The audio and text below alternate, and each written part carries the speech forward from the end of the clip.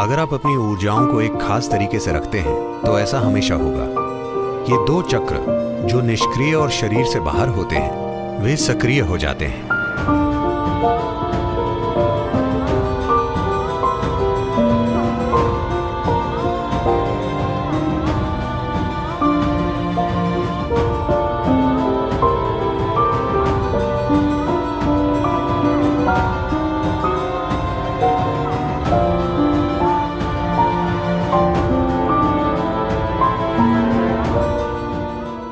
अगर आपके घर में एक नवजात शिशु है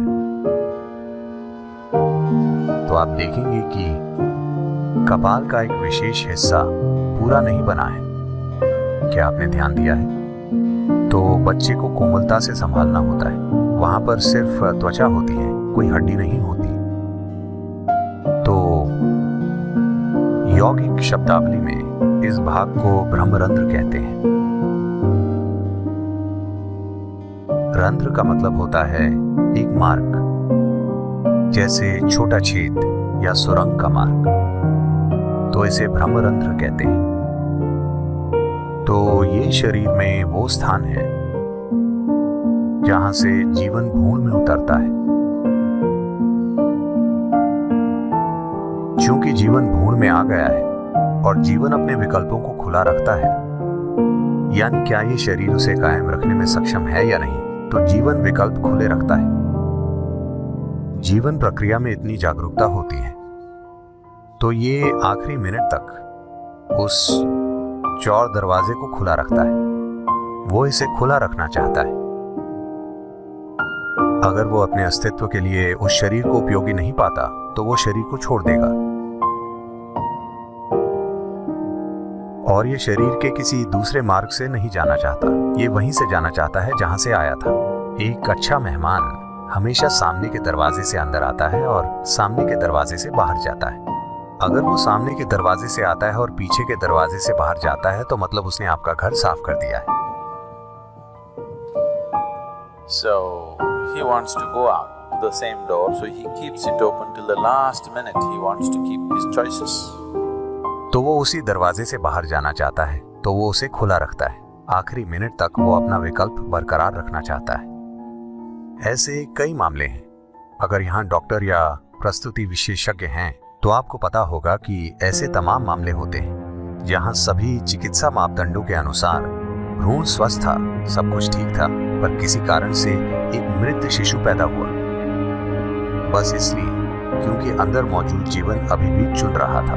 अगर उसे लगता है कि ये शरीर गलत तरह का बन रहा है, जीवन की अपनी कर्म संरचना है और भ्रूण में माता पिता का कर्म है, तो हालांकि वो अपने चुनाव से ही आया है। बात बस ये है 90% या उससे ज्यादा मौकों पर ये सही होता है, पर जीवन इस बात के प्रति सचेतन है कि ये कभी कभी गलत चुनाव कर सकता है। तो यही कारण है कि गर्भावस्था के दौरान एक गर्भवती महिला के आसपास एक अलग तरह का वातावरण बनाने के लिए बहुत सी सावधानियां बरती जाती थी। अब हम ये सब छोड़ रहे हैं। आज गर्भवती महिलाएं काम पर जाती हैं, सिनेमा जाती हैं, वे सभी जगह जाती हैं। ऐसी चीजें अब नहीं की जाती।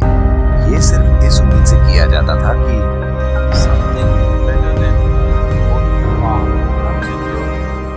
आप दोनों से बेहतर प्राणी आपके गर्भ में आए। आप जानते हैं कि मैं क्या कह रहा हूँ।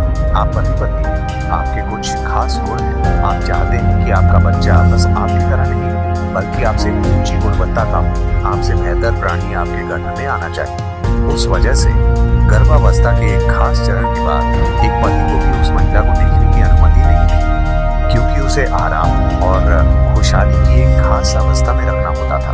एक खास तरह के विचारों के साथ, एक खास तरह के वातावरण में, हर तरह से उसके सिस्टम को खुश रखने की कोशिश होती थी। सही तरह की सुगंध, ध्वनियां, मंत्र, भोजन, हर चीज, ताकि उसका शरीर एक ऐसी अवस्था में हो जिससे सही किस्म के प्राणी को निमंत्रण दे।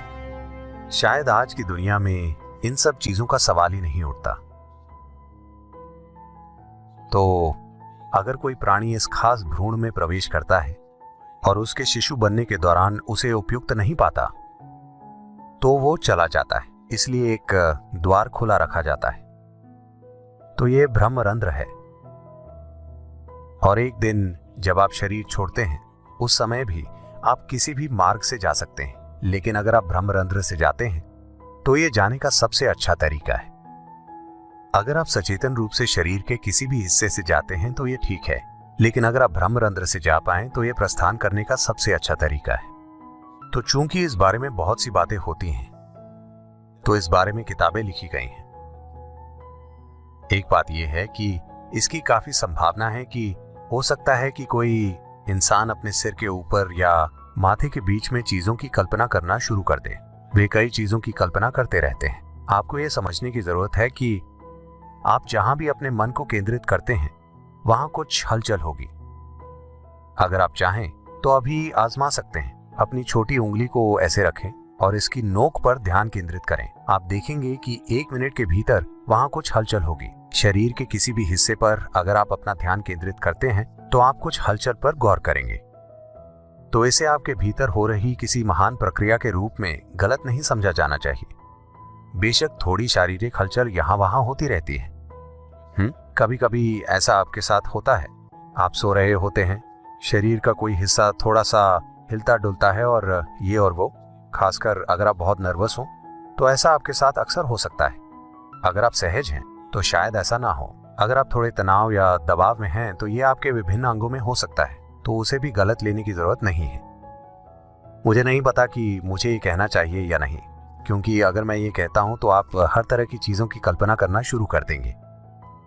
अगर आप ध्यानमय हो जाते हैं, जो कि आप बन रहे हैं, जब आप शांभवी करते हैं, मुझे ये नहीं कहना चाहिए, ये हर तरह की चीजों को जन्म देगा, क्योंकि लोगों की कल्पना बहुत प्रचंड होती है। मैं हमेशा उन्हें ऐसा कुछ भी बताने से बचता हूं जो उनके अनुभव में नहीं है, क्योंकि वो हर तरह की चीजों की कल्पना करना शुरू कर देंगे। वैसे भी अगर आप खुद के साथ ऐसा मत कीजिए, ये जरूरी नहीं है। अगर मैं अपना हाथ अपने ब्रह्मरंध्र के ऊपर रखता हूं, यहां तक कि 4 फीट ऊपर तक भी अगर आप इसे रखते हैं, तो आप अपने हाथ में एक स्पष्ट भाव महसूस करेंगे जो हमेशा एक 8 के आकार में होगा। अगर आप अपनी ऊर्जाओं को एक खास तरीके से रखते हैं तो ऐसा हमेशा होगा। ऐसा हर इंसान के साथ हो सकता है, लेकिन ये भीतर होता है, ये शरीर से आगे नहीं बढ़ता, क्योंकि सिस्टम में मौजूद 114 चक्रों में से अंतिम 2 चक्र शरीर के बाहर हैं। अगर भौतिक से परे आयाम सतत एक लगातार सक्रिय प्रक्रिया बन जाते हैं, आप में से कुछ ने अपनी शांभवी में कुछ पल के लिए यह महसूस किया होगा कि आपसे परे की कोई चीज सक्रिय हो गई है। तो अगर आपकी भौतिकता से परे एक आयाम आपके भीतर एक निरंतर सक्रिय प्रक्रिया बन जाता है, तब कुछ समय बाद ये 2 चक्र जो निष्क्रिय और शरीर से बाहर होते हैं, वे सक्रिय हो जाते हैं। अगर वे सक्रिय हो जाते हैं तो मतलब आपके सिर पर एक एंटीना हो जाता है। आपने पुलिस एंटीना देखा है? आपको अपने सिर पर एक एंटीना मिल जाता है जो आपको जीवन का एक खास नजरिया देता है।